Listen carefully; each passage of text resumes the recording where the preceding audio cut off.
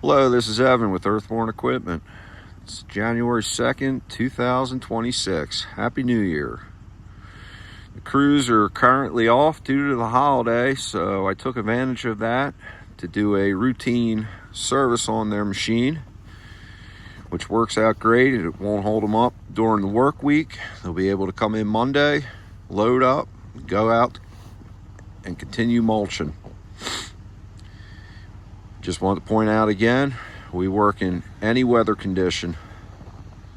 It's currently 8 degrees right now. The snow has finally subsided and having heavy lake effect bands all day. If you need any routine maintenance done, or if you need any repairs done, we have trucks throughout the country, and we'd be more than happy to help you. Again, this is Evan with Earthborne Equipment.